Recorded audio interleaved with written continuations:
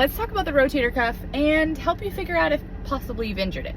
So the rotator cuff is made up of 4 muscles. So you've got one that sits across the top, 2 in the back, and then one that's actually through the front, but kind of like way in there, okay? So when you injure a rotator cuff, it happens because you've got these 4 itty bitty little muscles that are technically holding your shoulder together. See, the shoulder is the most mobile joint in the body, which also means that it's going to be the least stable joint in the body. Okay, because it's held together more by muscle, whereas like your knee or your hip have a whole lot of ligaments that help to support everything and make sure that they don't move where they're not supposed to.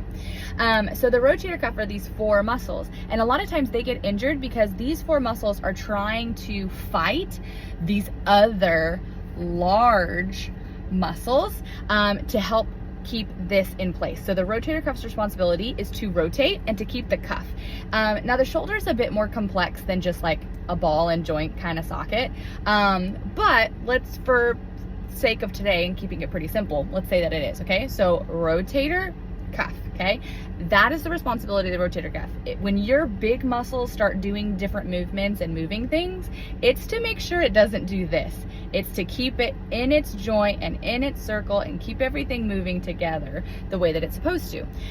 When you injure your rotator cuff, you don't always necessarily know right away and in the moment. Can it happen in the moment? Absolutely. Most of the time people injure, like the number 1 muscle that gets injured is supraspinatus. That muscle gets injured most of the time by people lifting an item that was too heavy for them or an awkward shape, right? Like let's say that you were moving or you're redesigning something in the home and you go to pick up like a door, okay? And it's this weird, awkward shape that and heavy, just because it's not that the item is heavy, but that it's heavy because it's such an awkward shape to hold it.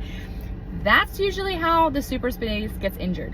Now, infraspinatus is the number 2 muscle to get injured, and that one usually is prolonged over a long period of time. People that focus too much on the muscles here in the front, they do all these chest presses or push-ups, and they don't pay attention to what's going on in the back, or maybe in conjunction too, or just totally separate situation, but they spend way too much time sitting at a desk. They've got this rounded forward posture, or they spend a whole lot of time driving.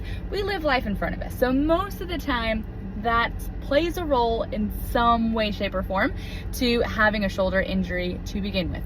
Now, one of the best ways of things that you can do to check if you think you've injured your rotator cuff, the first one is going to be this movement right here, where if you've got the elbow pinned by your side and you come up like this, does this stay in place?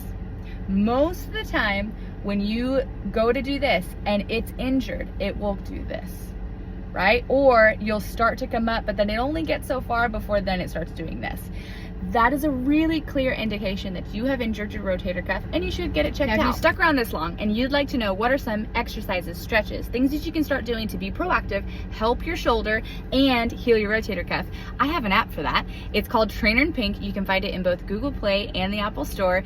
Download it and it will take you week by week of exercises and things that you can be doing each and every day to get your shoulder moving, feeling better, and functioning better. I love you guys. Mwah. Bye.